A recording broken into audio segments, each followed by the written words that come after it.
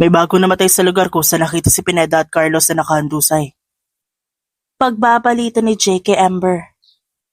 Walang naging sagot si Amber doon dahil abala pa rin siya sa mga pictures na nasa kanyang kamay.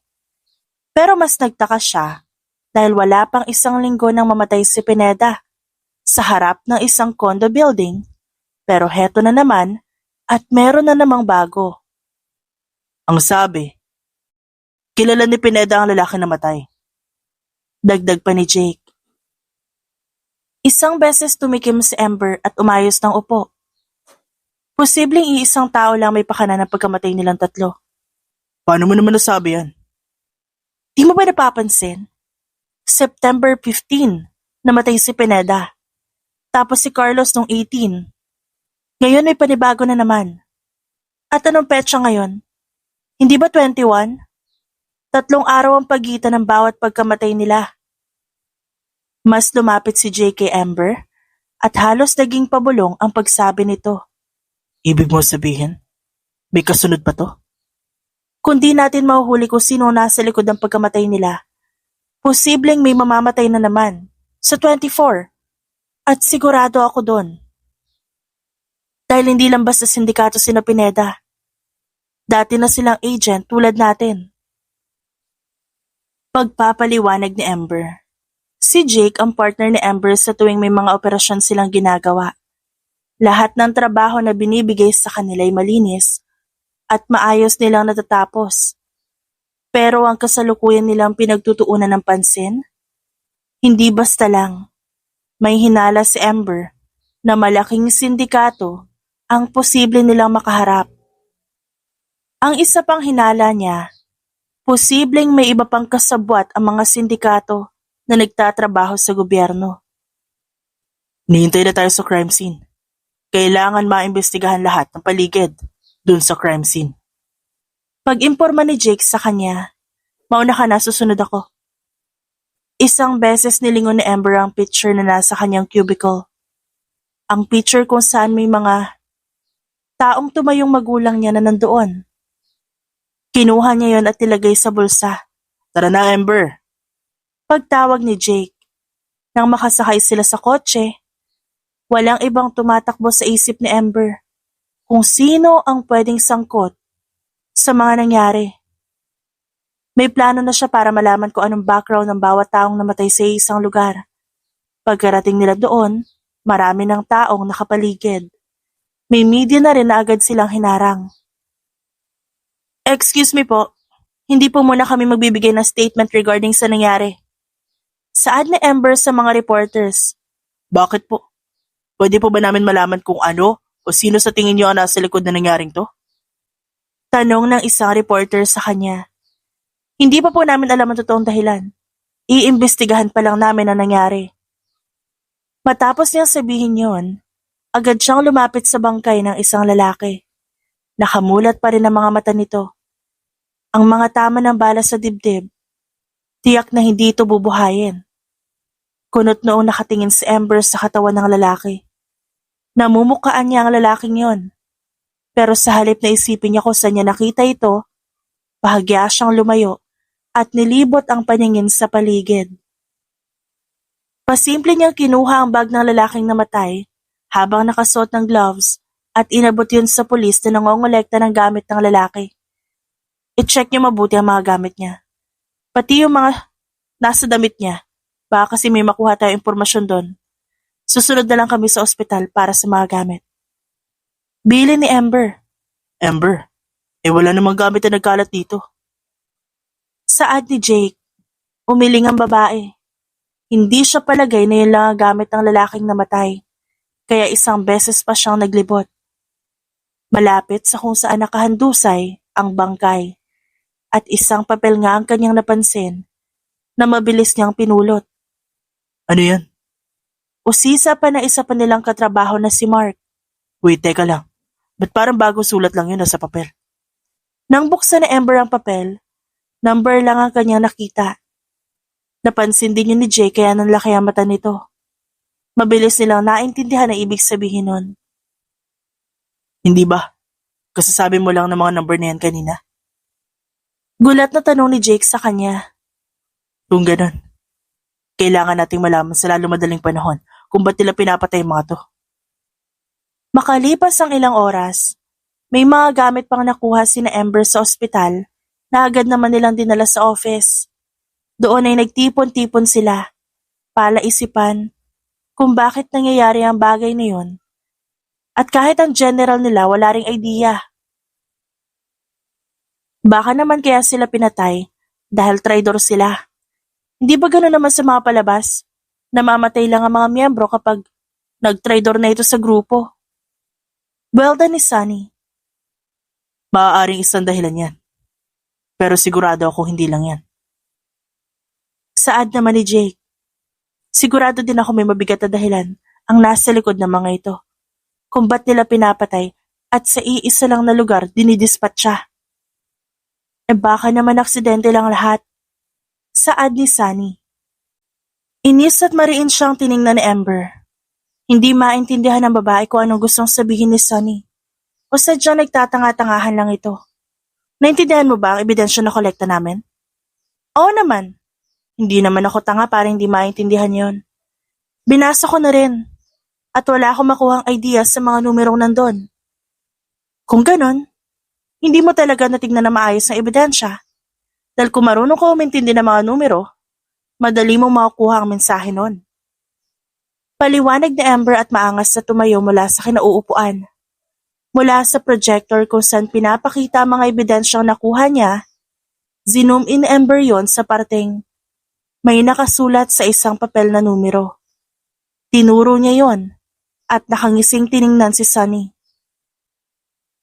Itong mga number na to ay isang pattern.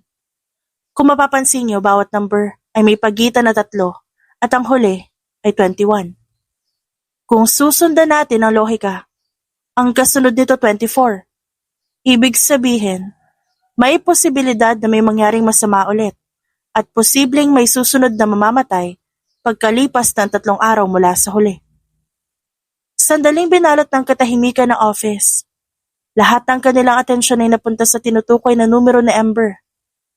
Isa-isa niyang pinanood ang reaksyon ng mga ito at tulad ng inaasahan ni Ember, gulat ang nakita niya sa mukha ng mga ito. Sa kabilang banda, ang pamilya Valverde ay kalmadong nakatipon sa kanilang sala. Daddy, may kinalaman ka ba sa pagkamatay ng lalaki nasa news? Tanong ni Sofia, ang isa sa mga kapatid ni Ember sa kanyang totoong pamilya. Sofia, huwag mong akusahan ng daddy mo ng ganyan. Saway naman ang kanyang ina na si Victoria. Bakit, Mommy? We all know na sina daddy ang malakas sa sindikato dito sa Pilipinas. At akala ko ba tinigil nyo na yon? Hindi mo naiintindihan, Sofia? Ito ang buhay natin. Ang gumawa ng mga bagay na iligal para makakuha ng maraming pera. Sa mundong ito, kailangan mo ng malikot na utak. Dahil kung may kapagsabayan ka lang sa normal na tao, matatalo ka. Nakangising sabi ni Rogelio, ang totoong ama ni Ember. Pero hindi ko gusto yung ganito. Buwelta ni Sofia. Anong gusto mo? Itakwil kita bilang anak? Okay naman sa akin. Alalahanin mo, hinahanap pa namin ang ate mo na iniwan mo sa park. At kapag nahanap namin siya, sa kanya mapupunta ang lahat ng to. Kahit ayaw ni Sofia sa ginagawa ng kanyang ama, wala siyang magawa kundi tanggapin yon. Ayaw niya namang umalis. Lalo pa't nalaman niyang kapag umalis siya, mapupunta kay Ember ang lahat. Fuck! Ba't ba ayaw na lang nila kuminto sa paghahanap sa kapatid kong yon? Ang tagal na simula nung iniwan ko siya sa palaruan na yon. Reklamo ni Sofia habang hawak-hawak ang kanyang noo. Intindihin mo na lang kasi, syempre unang anak nila yon. Syempre nangungulila sila. Sagot ng kanyang isang pinagkakatiwalaang kaibigan. Malaman ko lang talaga ang itsura ng kapatid kong yun ngayon. Agad ko siyang ihahatid sa langit. Chill! Huwag mo hayaan na maging madumi ang kamay mo. Dahil lang doon. Huwag ka nang gumaya sa pamilya mo. Ang intindihin mo ang relasyon mo kay Diego. Pairap siyang tinignan ni Sofia. Di ko na rin alam ang gagawin ko doon. Ang sabi ni Daddy, gagawa siya ng paraan para ipagkasundo ako kay Diego. Pero kahit ngayon wala pa din. Habang naiinis na nagsasabi si Sofia sa kanyang kaibigan, si Diego naman ay patuloy na tinitignan ang bawat kahon na naglalaman ng illegal na armas. Pero, mabilis na pansin ng lalaki na kulang ang mga kahon. Kunot-toon niyang nilingon ang mga tauhan niyang nakapaligid sa kanya. Bakit ito lang ang mga kahon? Hindi ba 10 kahon dapat to? Nahold ang 3 kahon sa airport, sir. Ano? Ang tatangan nyo? Paano yun mahuhold? Maayos ang transaksyon. Isang beses humingang kanang kamay ni Diego. Bago nagsalita.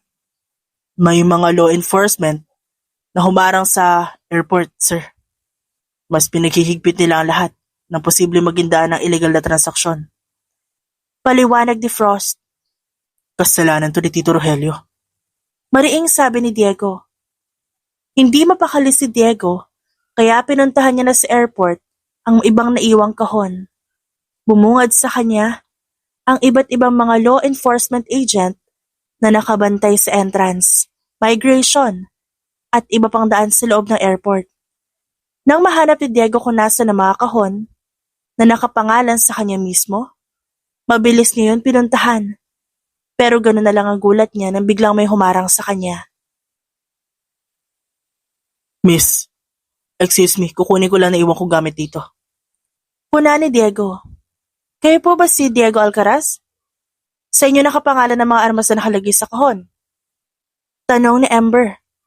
Oo, bakit? Saan niyo gagamitin ang mga armas na to? Parte po ba kayo ng isang firing office? Tumawa si Diego at isang beses niyang nilibot ang paningin sa loob ng airport. Muli siyang tumingin sa babae at nagsalita. Yes, ginagamit yan sa firing range. Kung ganun, pwede ko ba makita ang ID mo? Kumunot ang noo ni Diego na hanapan siya ng ID. Pero agad din siyang umisi. Bago kinuha ang kanyang wallet, kampanteng inilabas ang kanyang ID. Sandali yung tiningnan ni Amber. Bahagyang tumaas ang kanyang kilay bago binalik. Seryoso ka? Ikaw to? Natatawang tanong ni Amber. Napahagikik si Diego. Di ba halata? Hindi halatang member ka na isang firing, ha? Sabihin mo na lang nagagapuhan ka sa akin. Umirap si Amber sa nakangising lalaki. Bago tuluyang binalik ang ID kay Diego. Okay na. Pwede mo nang kunin ang mga armas. Sa susunod, may mas magandang lagayan ng mga armas na pwede mong bilhin sa ibang bansa. At saka, pakilagyan naman ng pangalan para hindi kami nahuhula kung kanino talaga to. At lagyan nyo rin na information yung kahon. Like example, for firing. Ganon. Pero hindi mo sinagot yung tanong ko, miss. Nagagapuhan ka ba sa akin? Sa itsura mo pwede na. Kaya ako sa'yo kukunin ko na yung mga kahon para makaalis na. Tumatawang umalis si Diego. Kasunod niya ang kasama niyang naghilas sa mga kahon. Hindi mawala ang ngisi sa kanyang labi nang makitang asar na asar sa kanya ang babae.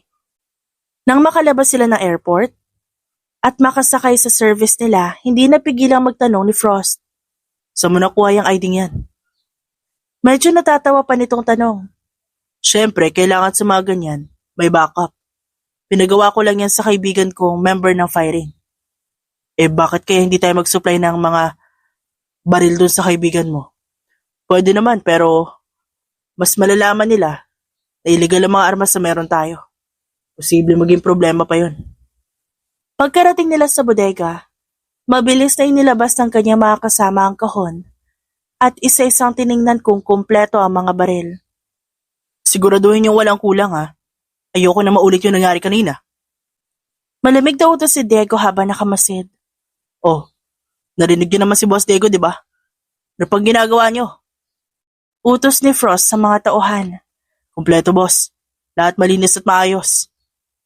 Bahagya siyang umisi. Magaling. Kapag pumalpak tayo dito, di lang ako madadamay. Kundi pati kayo. Sa kabilang banda, si Amber na nananatiling kunot ang noo habang patuloy na tinitignan ang bawat bagahe sa airport. Mariin siyang nakatingin sa lahat Kapag may kahina-hinalang kilos, nilalapitan niya agad o di kaya inuutos niya sa iba. Checking lang po, nakangiting sabi ni Amber. Ano po meron? Takang tanong ng babae. May ilan lang po kaming gamit na nai-report na illegal ang transaksyon. Okay na po ba yun sa akin? Isang beses siyang tumango. Yes, thank you.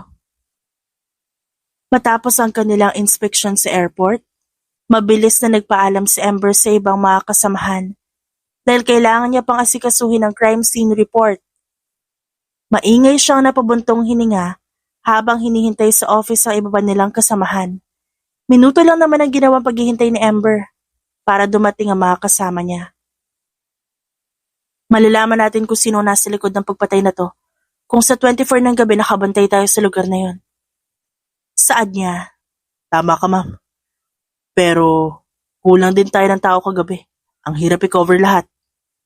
Umiling si Amber at bahagyang tumaas ang boses. Hindi sapat na dahilan ng kakulangan ng tao. Dapat may sistema. Kung di tayo mag-iingat, uulit at uulit ang ganitong insidente. Yes. Pero paano ang sistema? Paano tayo kikilos? Isang beses na huminga ng malalim si Amber bago naglakad pa balik-balik. Hindi natin sasabihin ang totoong sadya natin doon. Ang ipapaalam natin checkpoint ito at magpapatulong tayo sa mga pulis. Maganda style yan, ah. Pagsang-ayon ni Jake. Biglang bumukas ang pinto at pumasok si Police Captain Ramirez. Kumusta ang pinapagawa ko sa'yo, Amber? Okay na po. Napagdesisyon na namin na magkakaroon ng checkpoint at sa paraan na yon, matitignan namin ang lahat ng sasakyan. Maganda ang intention mo. Pero hindi lahat ng desisyon nasa kamay mo. Captain, kung di tayo kikilos ngayon, mas marami pang buhay ang masasayang. Napangisi si Captain Ramirez at nag-cross ng braso. O baka naman mas lalo tayo mapahamak kung padalos-dalos tayo. Tandaan mo, may proseso at may mas mataas pang nagdedesisyon dito. Mariing napahinga si Amber. Ramdamang kabang ngunit hindi umatras. Kung ganon, hayaan niyo ho akong gumawa ng mas detalyadong plano. Hindi ko kaya manahimik lang habang may nalulusot. Sandaling natahimik si Chief bago tumango.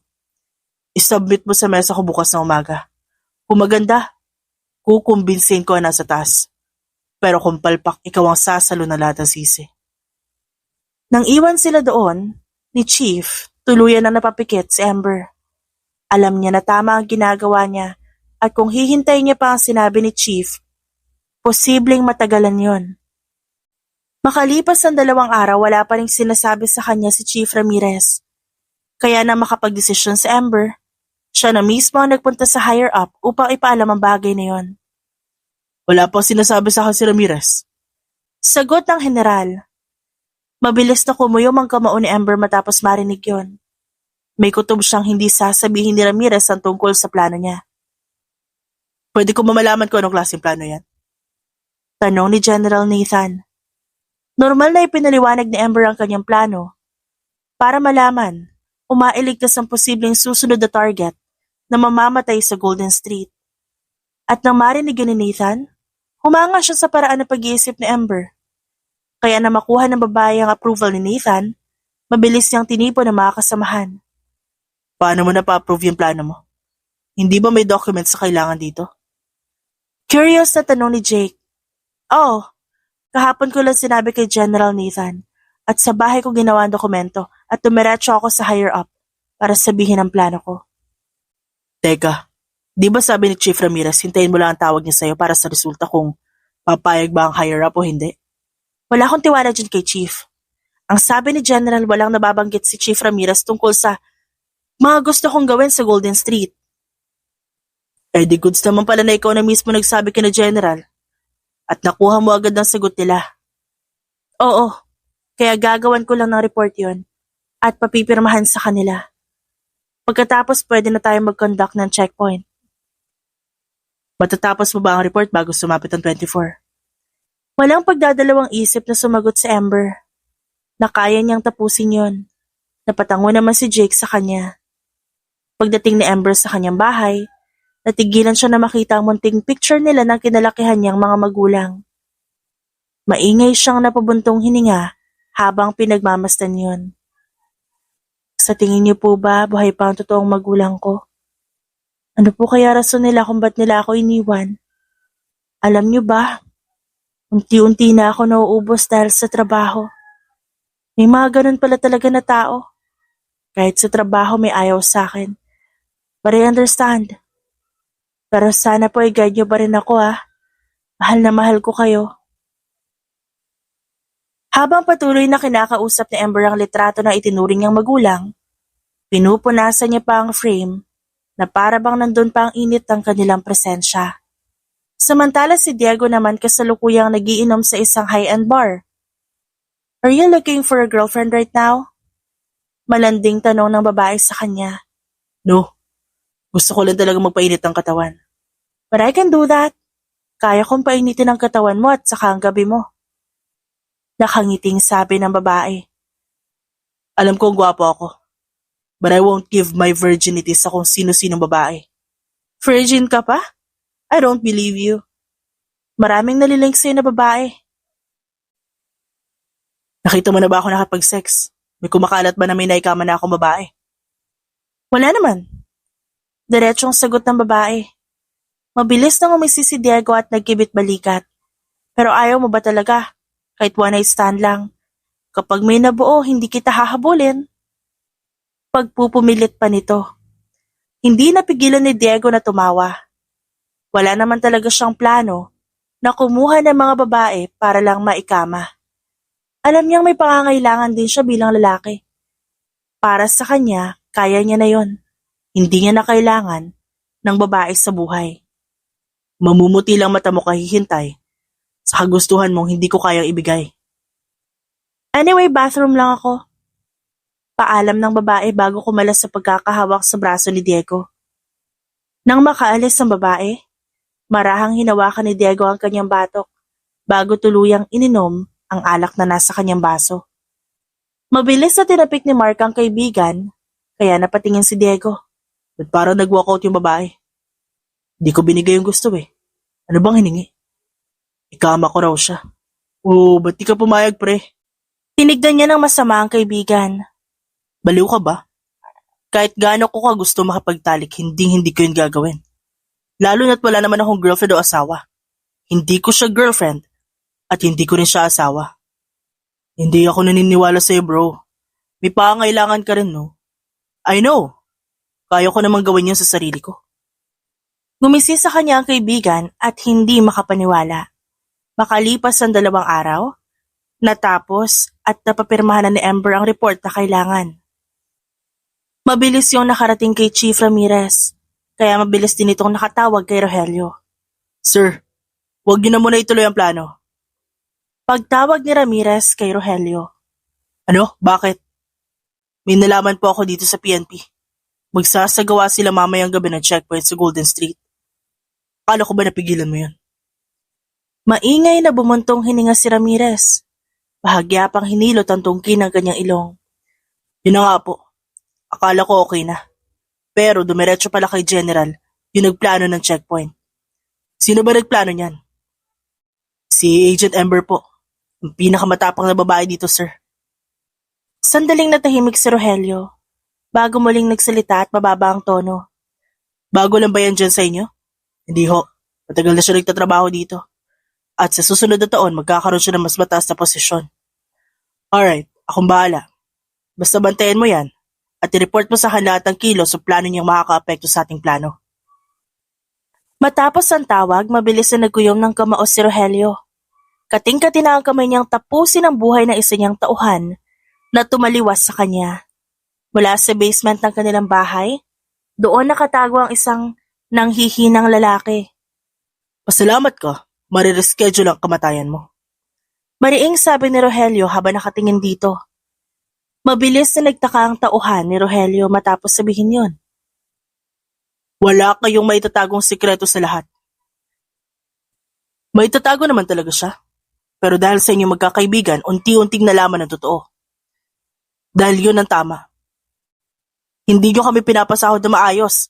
Kahit ang kapaliton, pumatay kami ng mga inosenteng tao. Ginusto nyo naman ang trabahong ito, hindi ba? Tumingin ang lalaking nakatali sa lalaking katabi ni Rogelio. Gagawin niya rin sa'yo ang bagay na to. Kaya ako sa'yo, huwag kang pakampante na hindi kanya sasaktan. Agad na ginapang ng kaba ang lalaki, pero pinili niyang itago yun nang magsalita si Rogelio. Huwag kang maniwala sa kanya.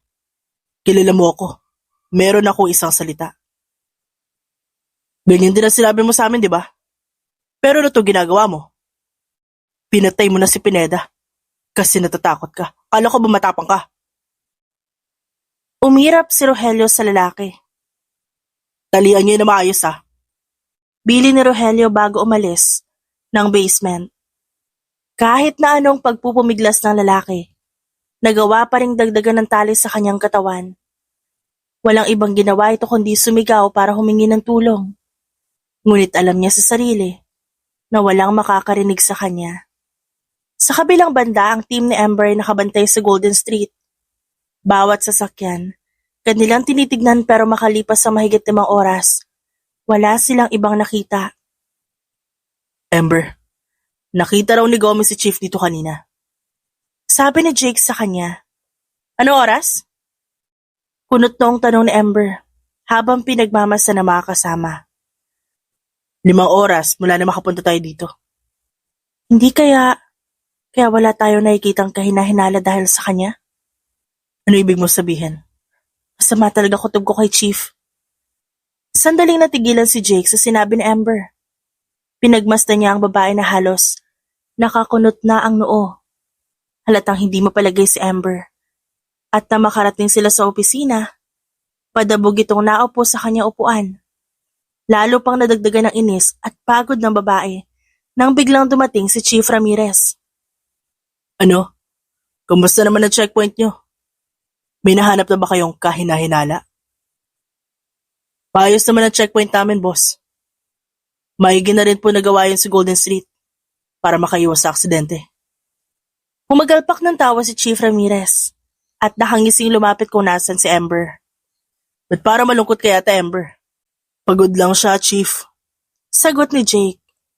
Nanatiling tahimik si Amber dahil para sa kanya, hanggat kaya niyang manahimik para kumalma gagawin niya. Pero masyado yatang sinasadya ni Chief Ramirez na inisin lalo siya. Hindi ikaw kinakausap ko, Jake. Sorry po, sir. Akala ko ba, malalaman niyo kung sino nasa likod ng mga ito. Kaya niyo nga pinush ang report na to, di ba? Inis na nilingon ni Amber si Chief Ramirez. Pwede ba? Huwag kang umakto dyan na para bang wala kang alam kung bakit ganito yung nagresulta ng checkpoint na ginawa namin. Anong gusto mo iparating? Kung di kayo tumawag sa kung sino na may mangyayaring checkpoint sa Golden Street, sana nahuli na natin sila. Napabuntong hininga ang chief at tumingin sa kanya ng diretso. Mag-iingat ka sa mga binibitawan mong salita, Amber. Hindi mo alam kung ano pinagdadaanan sa itaas. Talaga ba? Sinabi mo ba talaga sa kanila ang plano at suggestion ko? Hindi naman, di ba? Ako pa mismo naglakad ng planong yan sa taas. Kasi alam ko wala kang balak sabihin yun sa kanila. Hindi agad nakasagot si Chief Ramirez. Baka sa mukha niya ang gulat, habang si Jake naman, hindi malaman kung ano magiging reaksyon sa mga sinabi ni Amber. Sa kabilang banda, si Victoria na kanina pa malungkot at walang ganang nakaupo sa kanilang sala. Napansin niya ni Rogelio kaya tinanong niya ang babae. Anong problema? Mabilis na nagangat ang tingin si Victoria sa kanyang asawa. Wala pa bang balita sa anak natin? Hanggang ngayon, pinapahanap ko pa rin siya sa lugar kung saan siya iniwan ni Sofia. Paano kung hindi naman siya doon nakatira? Alam mo, kasalanan ni Sofia to eh. Kasalanan to ng anak mong bastarda. Tumigil ka, Victoria. Baka mamaya marinig ka ni Sofia. Totoo naman, di ba? Pati ba, Rogelio?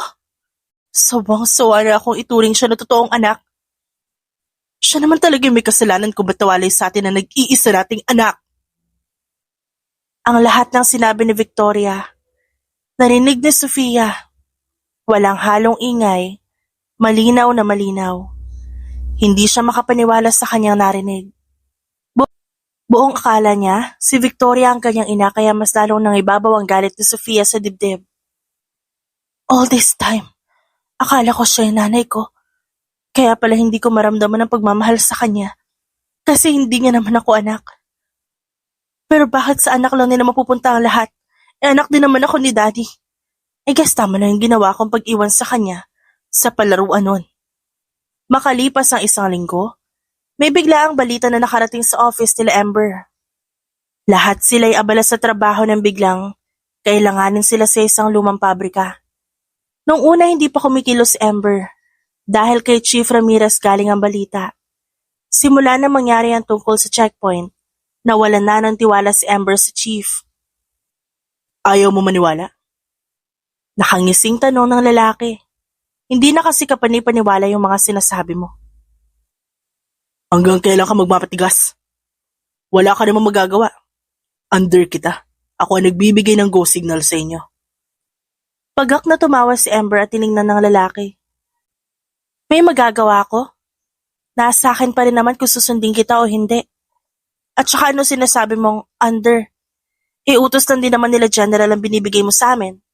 Clearly, messenger ka lang para sa amin. Napapikit sa inis si Chief Ramirez bago tuluyang pinanood si Amber na umalis.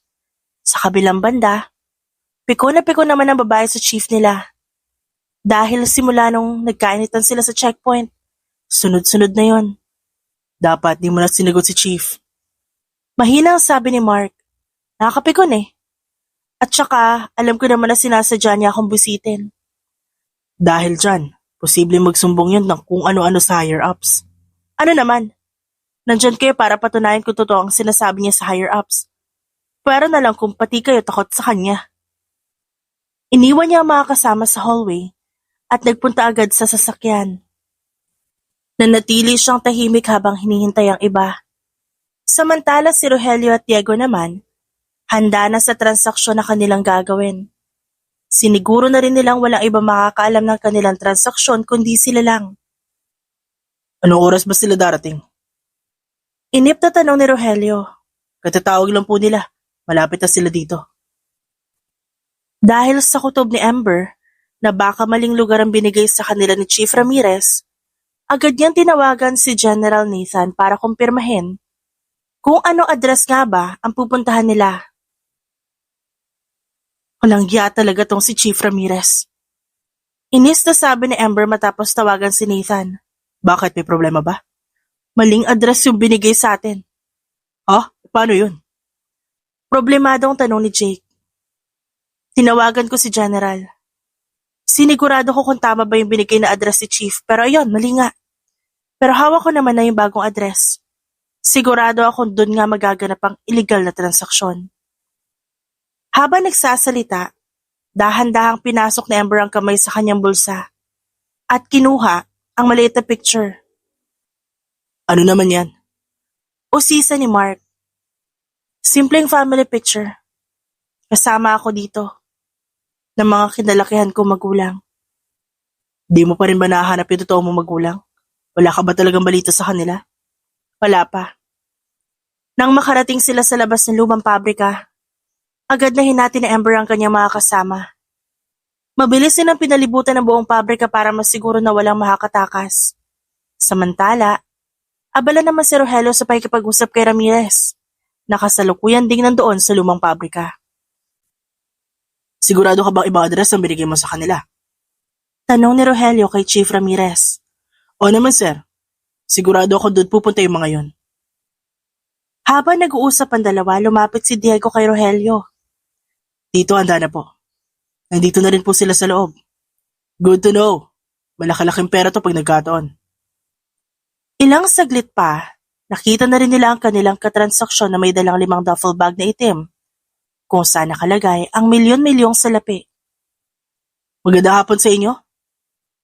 Nandito na ang lahat ang kailangan nyo. Nakangiting sabi ni Ramirez. Ilang kahon ng baril ang dala nyo? Tanong ng isang matangkad na lalaki. 3 kahon.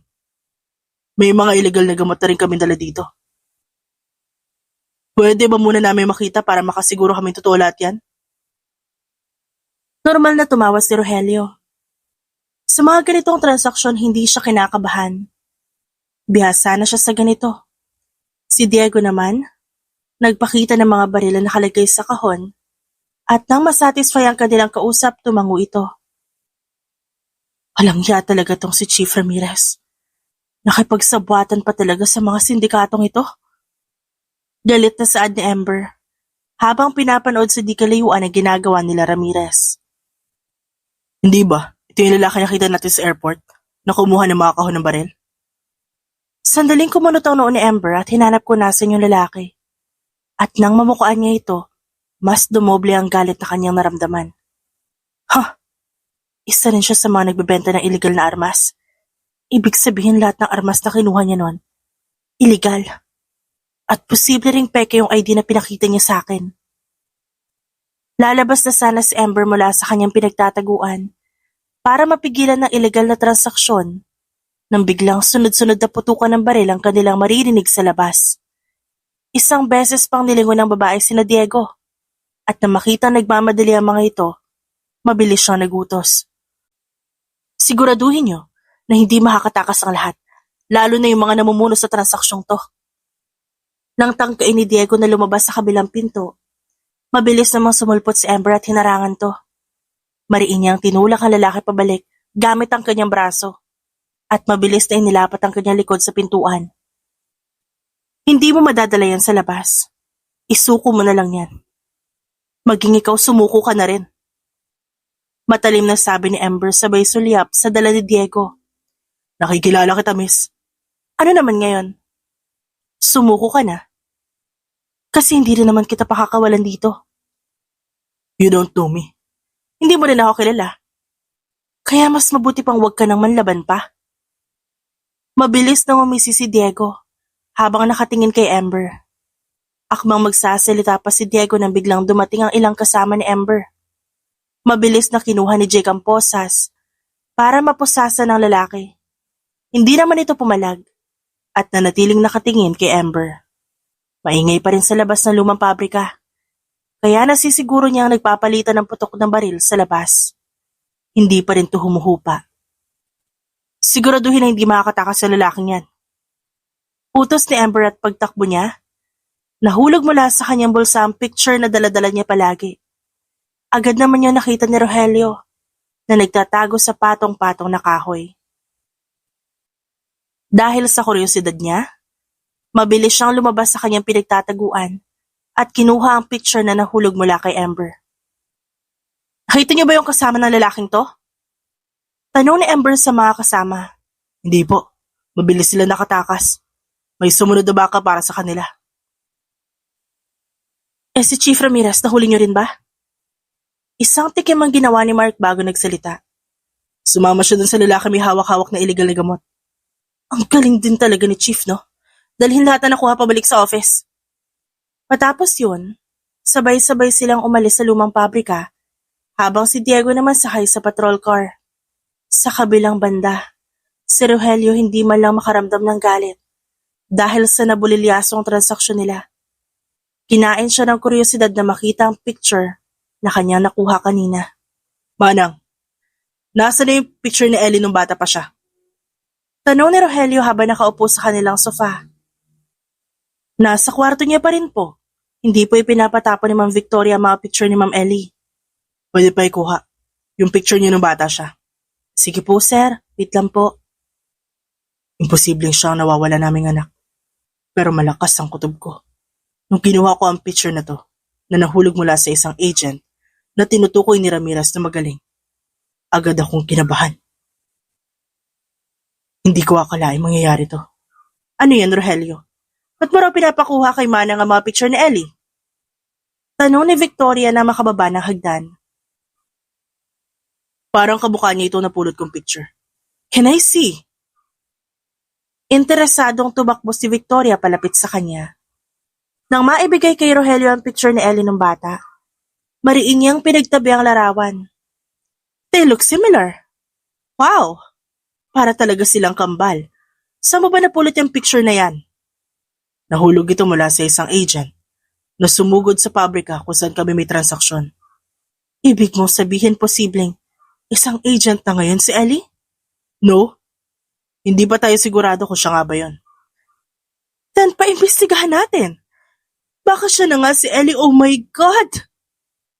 Habang nag-iisip ang mag-asawa ko anong gagawin, si Amber naman kanina pa umiikot ng umiikot sa loob ng office. Dahilan para magtaka ang kanyang kasamahan. Ano ba hinahanap mo? Kahit kami nahihilo nakakaikot mo dito eh. Nawawala yung picture ko. Ha? Anong picture? Yung palagi kong dala. Mamaya mo na hanapin. Nandiyan na si General. Ikaw na magsabi kay General na nakita natin si Chief na involved sa transaksyon at kami na bahala sa backup. Pabundong hininga na nag-angat ng tingin si Amber sa mga kasama. Pagpunta nila sa taas ng office, nadaanan nila si Diego, nakasalukuyang nakaposas at kinukwestiyon ng mga pulis. Nang magtama ang mata nila, mabilis na kinabahan ng babae. Imposible ang sinasabi mo, Amber. Pwede kitang kasuhan dahil dyan sa binibintang mo sa akin na wala namang ebidensya. Gigil na sabi ni Chief Ramirez. Talaga? Kung di ka nga nila kasama, bakit ibang address ang binigay mo sa amin? Hindi ko pa malalaman na mali yung address na binigay mo kung di ko nakumpirma kay General. Matapang na sagot ni Amber habang nakaupo at mariing nakatingin kay Chief Ramirez. General, gumagawa lang ng kwento ang babaeng to. Ginagantihan niya ako kasi hindi ko nasabi sa iyo ang plano nila tungkol sa checkpoint na ginawa nila sa Golden Street. Kung wala ka talaga sa lumang pabrika na yun, Chief, ba't ka namin nakuha na ng litrato? Katabi mo pa yung may-ari ng illegal na gamot. That means, ikaw ang nagsasabi sa kanila lahat ng galaw dito sa agency natin.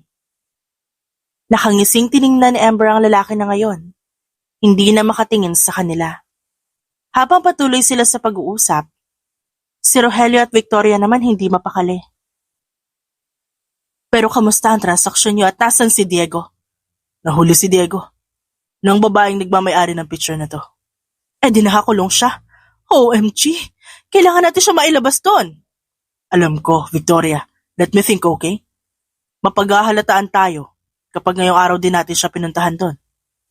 Makalipas ang 3 araw, suspended na sa trabaho si Chief Ramirez at iniimbestigahan pa.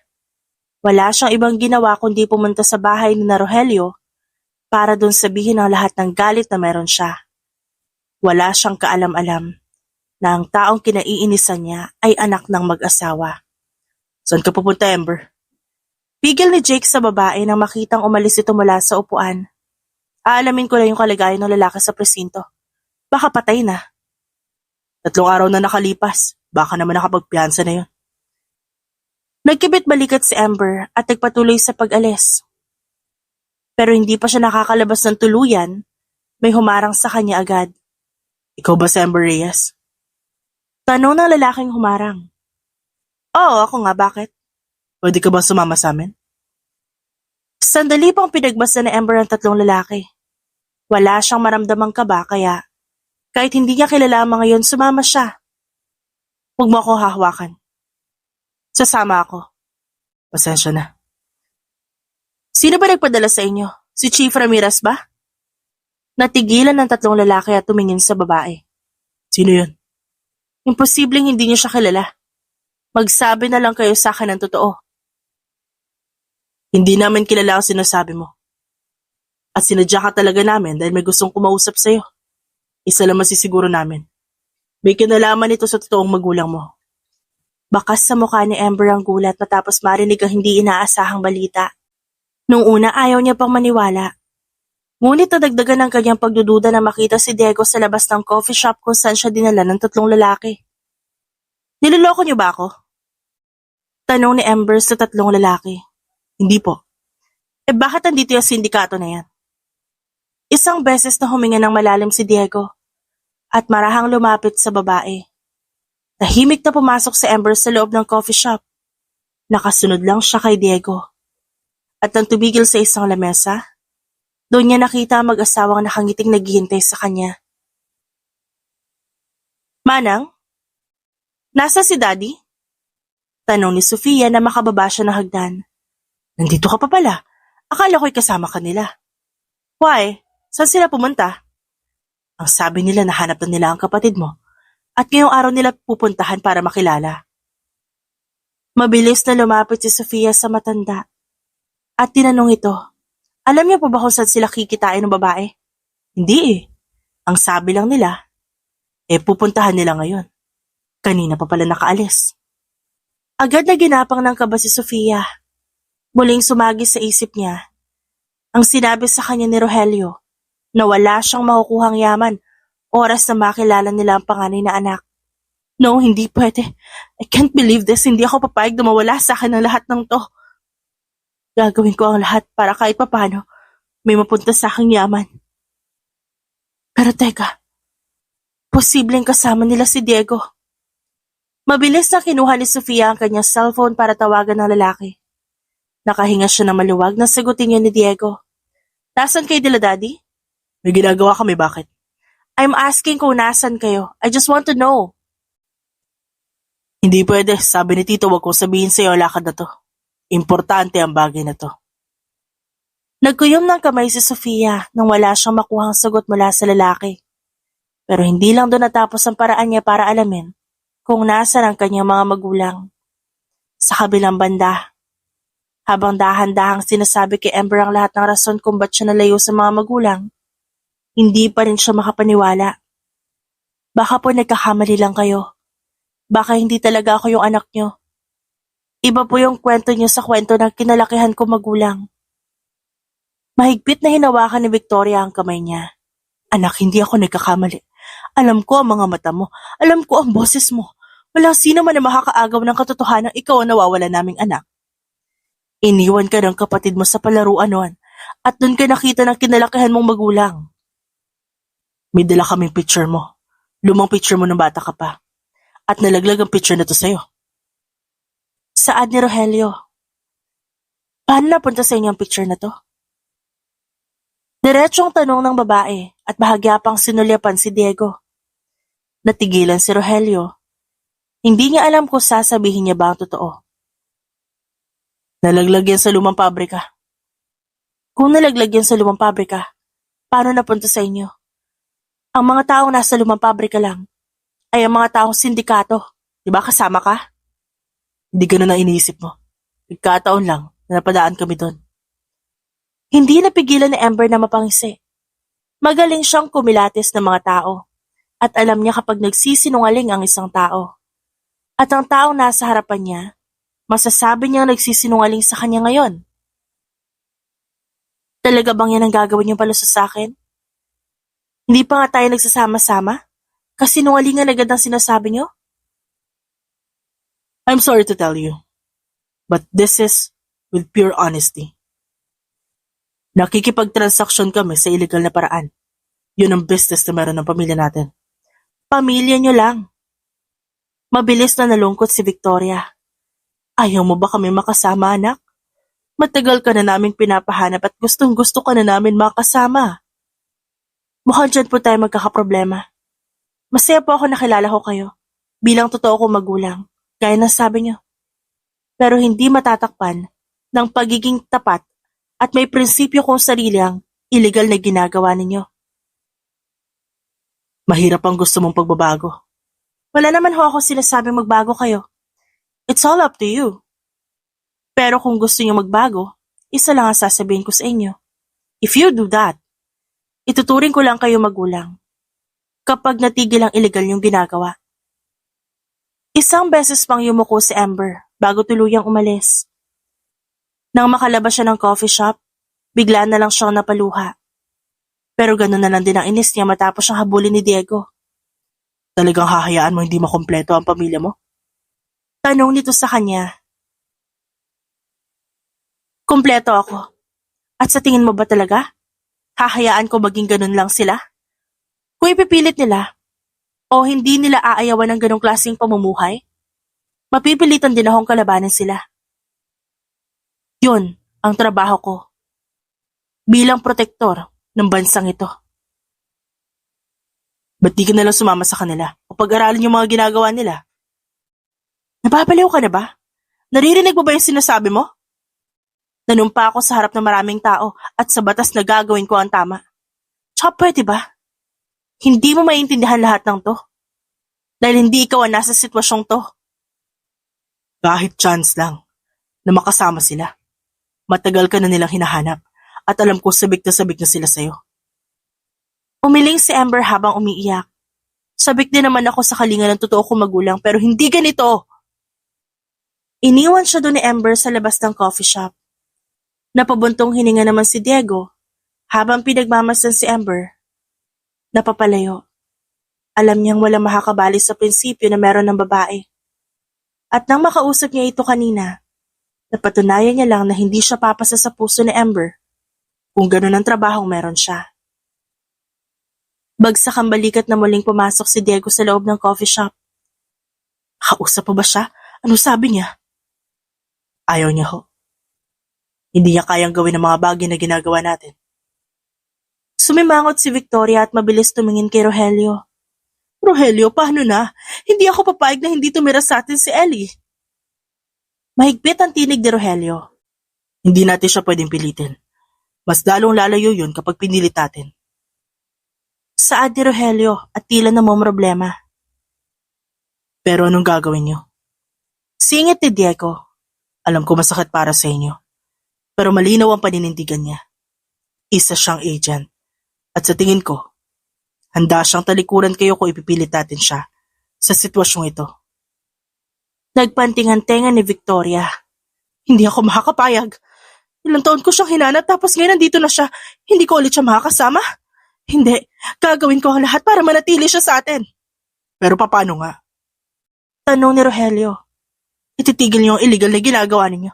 Simula ngayon magbabagong buhay tayo. Naiibang ka na ba? Malayo na ang narating ng ginagawa natin tapos ititigil natin? Anong gusto mo? Lumayo ulit sa atin si Ellie? Kung kaya mong wala sa piling mo si Ellie, pwes ako hindi ko kaya. Anak ko siya. Habang nagsasagutan ng mag-asawa, si Amber naman na natiling nakaupo sa damuhan kung saan nakalibing ang kanyang kinalakihang magulang. Makalipas ang isang linggo, nagulat si Amber na makita si Diego sa labas ng kanilang office. May hawak itong bulaklak habang nakatayo sa gilid. Nang makita ni Diego si Amber, mabilis itong lumapit sa babae. Anong ginagawa mo dito? Gusto sana kita makausap. Kung tungkol to sa mga magulang ko at pipilitin akong pag-aralan ng ginagawa nilang illegal na bagay, itigil mo na lang. Wala akong balak na talikuran ng sinumpaan kong tungkulin. Hindi naman tungkol doon. May gusto lang ako sabihin sa'yo tungkol sa nararamdaman ko.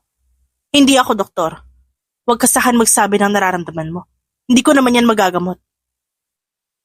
Napabuntong hininga si Diego. Hindi niya alam kung paano sasabihin o ipagtatapat ang totoo niyang nararamdaman sa babae. Alam niyang mabilis ang pagtatapat na kanyang gagawin, pero alam niya ring totoo ang kanyang nararamdaman. Mahirap ako mahalin, Diego. Saka handa ka ba magbago? I don't think so. Sa tingin mo ba problema yan sa akin?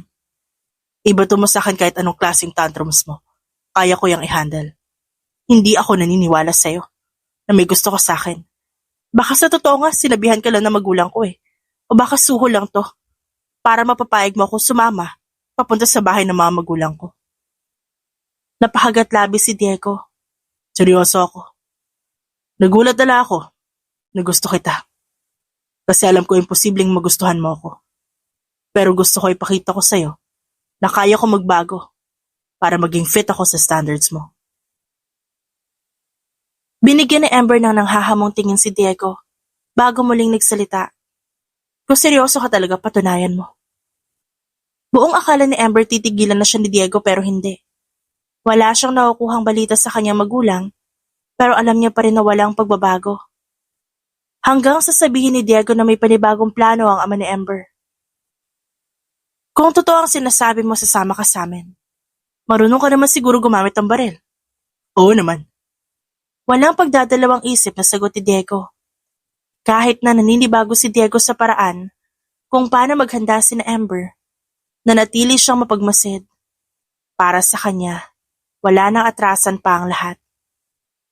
Hindi lang para kay Amber ang pagbabagong gagawin niya kundi na rin para sa kanyang sarili.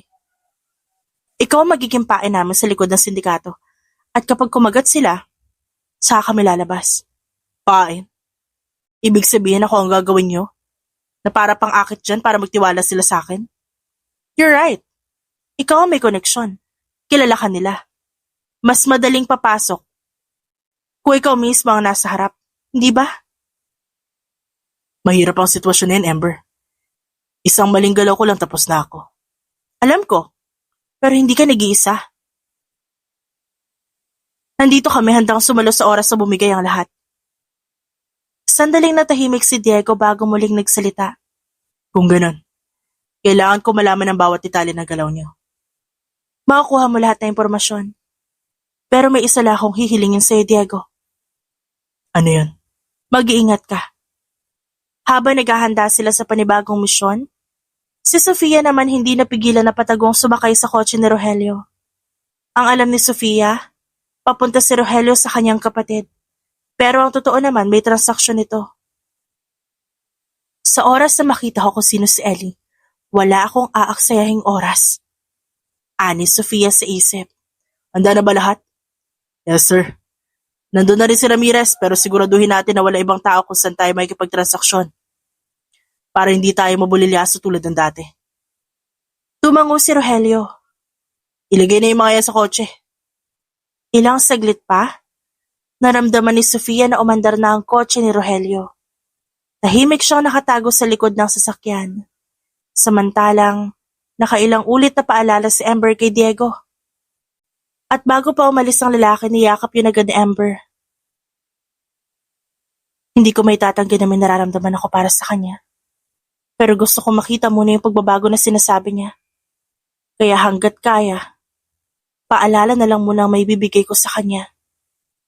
Ani Ember sa sarili na ang tinutukoy ay si Diego. Palibutan niyo agad ang paligid. Siguraduhin na lahat ng posibleng lalabasan, may mga nakabantay para mabilis mahuli ang mga yon. Kakaintindihan ba tayo? Sumagot naman ang mga kasama. Sandaling lumapit sa kanya si Jake. May namamagitan ba sa inyo ni Diego? Ano? What do you mean? Nakikita namin na sinusundo ka niya. May dalang bulaklak. Ah, you're right. Naliligaw siya. And you're okay with it? Na isa siyang sindikato? Taliwas siya sa prinsipyo at gawain mo, Ember. Hindi ko naman siya sasagutin agad. May kailangan pa siyang patunayan sa akin. Natigilan si Ember.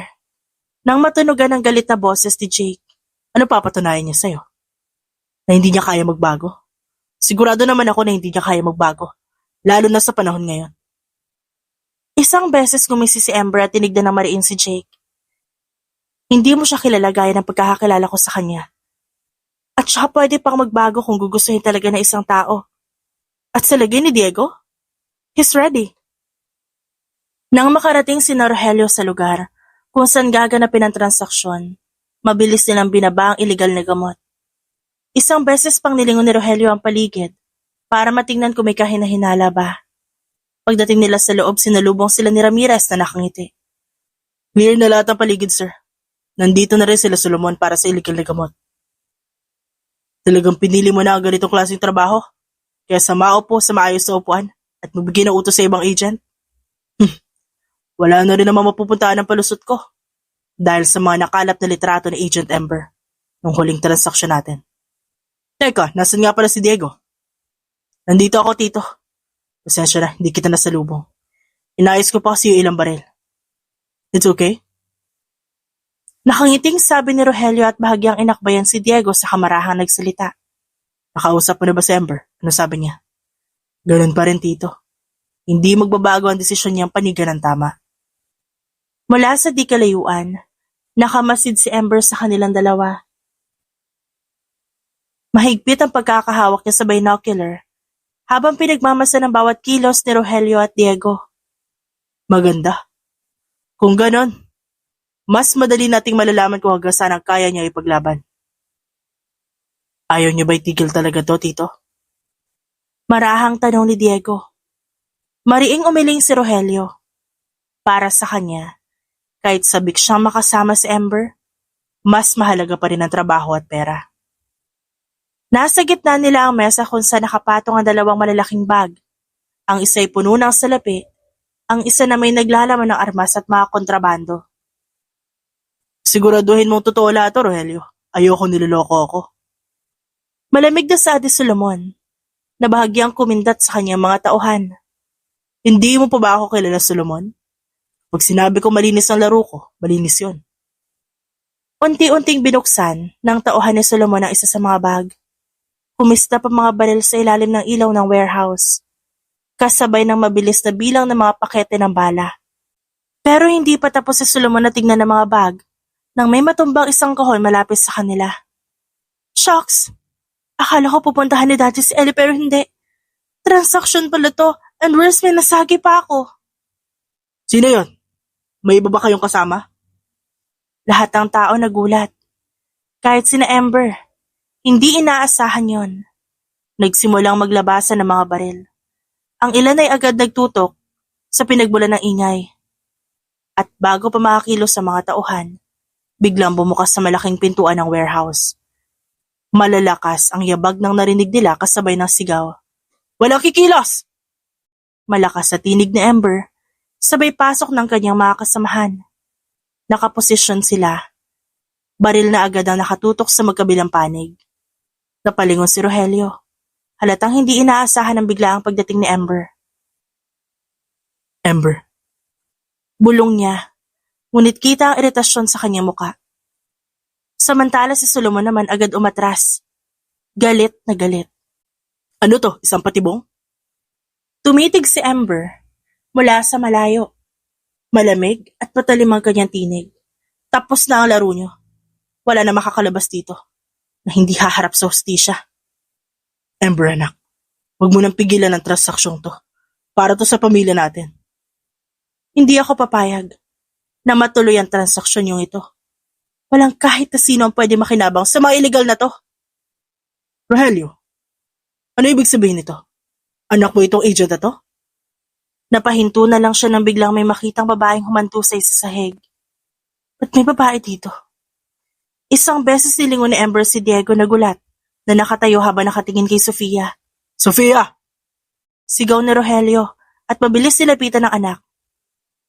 Kapatid ko to? Pero teka, bakit siya nandito? Mabilis kinuha ni Amber ang radyo. Bago nagsalita.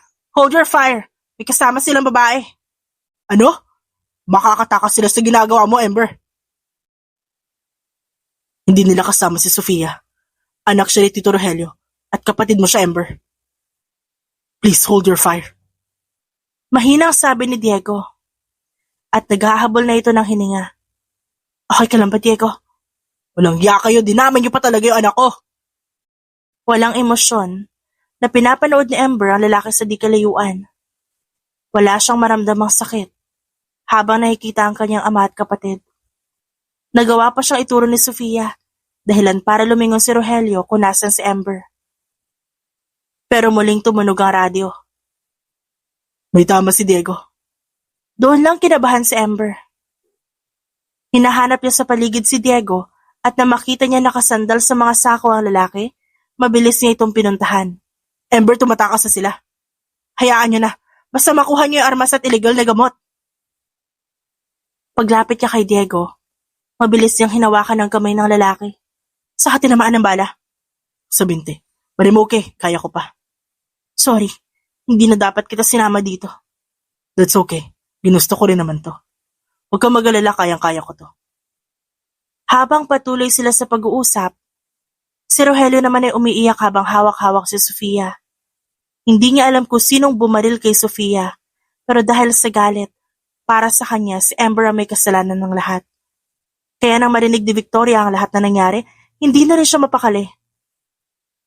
Nasa labas na ambulansya. Kaya mo bang tumayo?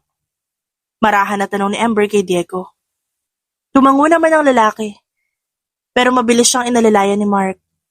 Nang makarating sila sa ambulansya, agad na binigyan ng paunang lunas sa sugat ni Diego. Samantala si Sofia, mabilis namang sinugod sa ospital, kasunod nun ang pagdating ni Victoria. Ano nangyari? Nabaril si Sofia. Hindi ko alam kung sino, pero sigurado akong kasamahan ni Amber ang nakabaril sa kanya. Ano? Kasamahan ni Ellie? Imposible. Sino pa bang may galit sa ginagawa natin, ha? Di ba si Ellie lang? Pero first of all, ba't mo kasama si Sofia? Patuloy ang pagtatalo ng mag-asawa at mas lalo pa yung nag-init nang biglang dumating sa ospital sina Diego at Ember. Hindi naman sila kinausap o pinansin ni Ember. Tuloy-tuloy lang siya sa pagtulak sa wheelchair kung saan nakaupo si Diego. Nang maasikaso ng mga nurse si Diego, saka lang lumapit si Victoria sa kanya. Ember, anong kailangan niyo sa akin? Kamusta ka? May masakit ba sa'yo? Ayos lang ako. Si Sofia na lang asikasuhin niyo. Ikaw ang kinakamusta ko, anak. Huwag ka namang lumayo sa akin. Pagmamakaawa ni Victoria, pasensya na po. Hindi ko po kayo kayang kilalaning magulang. Ang hirap pong tanggapin. Ang malumanay na makikipag-usap ni Ember kay Victoria, natakluban ng malakas na boses ni Rogelio. Ikaw may kasalanan nito. Kasalanan mo kung ba't nandito sa ospital ang anak ko. Paninisi niya kay Ember. Hindi ko kasalanan ng lahat. Ikaw ang may kasalanan nito. At kung patuloy mong gagawin ang illegal mo negosyo at trabaho, posibleng hindi lang anak mo ang mawala sa'yo. At hanggat nabubuhay ako, patuloy kong haharangin lahat ng ginagawa mong illegal. Bago umalis si Ember, muli siya nagsalita. Nasa inyo na kung kikilalanin niyo pa rin akong anak pagkatapos ng araw na to. Pero sisiguraduhin ko makukulong ka at hindi ka makakapagpiyansa. Hindi ka naman siguro kukonsintihin ng asawa mo, hindi ba? Masyadong mabigat para kay Ember ang lahat na nangyari. Pero marahan niyang tinapik ang kanyang balikat. Tanda na nagawa niya lahat ng tama. Makalipas ang 3 buwan, naging tahimik na ang buhay ni Ember. Tanging masasayang alaala lang nila ni Diego ang nananatili sa kanya. Sa mga nakalipas na buwan ay ipakulong ni Ember si Rogelio. At laking pasasalamat niya, hindi ito pinyansahan ni Victoria. Hay anak. Marahang pagtawag ni Victoria nang makalabas ng kwarto si Ember. Gulat ang gumuhit sa mukha niya habang tinitignan niya si Victoria at Diego na nasa kanyang munting sala. Sinabi sa akin ni Diego na birthday mo ngayon. Pwede ba ako makiselebrate? Wala pa akong handang ginawa.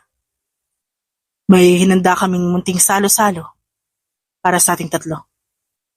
Gusto lang kitang makitang kasama mo yung magulang mo na mag-celebrate ng birthday. Saad ni Diego sa kanya. Kung yun pa yung gusto niyo, ayos lang naman sa akin. Dahil doon, napangiti si Diego kay Ember. Sandali pa nagpaalam si Ember na mag-aayos lang, kaya muling naiwan si Victoria at Diego sa sala. Hindi ka pa ba niya sinasagot? Hindi pa ho. May kailangan pa po akong patunayan sa kanya. Alam ko matibay ang puso ng anak ko, pero kita ko sa mga mata mong seryoso ka. Wala na po ako ibang hinahangad niyan kundi mapatunayan niyo sa kanya. Makalipas ng 2 oras, nakarating sila sa isang restaurant. Plano sana nilang sa bahay dahil may mga hinanda sila pero ang sabi ng kanyang inang si Victoria, ito raw ang magbabayad kaya hindi na sila tumanggi. Pagpasok nila doon, may nag-abot naman ng bulaklak kay Ember. Ngumiti siya at nagpasalamat dito. Lumapit naman sa kanya ang kanyang ina at niyakap siya. Isinuot nito sa kanya ang isang kwintas na may infinite symbol. Anak, sana, kahit hindi tayo nakatira sa isang bahay, maalala mo ako palagi ha, anak ko? Maraming nangyari, pero isa lang ang paniniwala ni Ember. Kahit nagkamali ang kanyang ama, meron pa naman siyang inang nagmamahal sa kanya. Buong akala niya hindi niya na makakasama ang totoo niyang ina. Para sa kanya kahit anong halaga pa ng pamilya, handa siyang bigyan nito ng pangalawang pagkakataon para sa pagbabago, nang hindi kinakalimutan ng tama. Nang araw din na yon, narinig ni Diego ang matamis na oo ni Ember. Labis ang kanilang kasiyahan. Dahilan? Ng pagbabago at pagsisisi ni Diego sa lahat na nagawa nito noon. Sa totoo lang, ang kwentong ito ay nagpapaalala na ang tunay na pagbabago nagsisimula sa pagpili ng tama at sa pagbibigay ng pagkakataon, hindi lamang sa iba kundi maging sa sarili. Hindi hadlang ang pagkakamali ng nakaraan kung handang magsimula muli at patunayan na kaya mong magbago sa kasalukuyan at panindigan ng desisyon at magmahal ng totoo, doon, hinding-hindi ka matatalo. The end.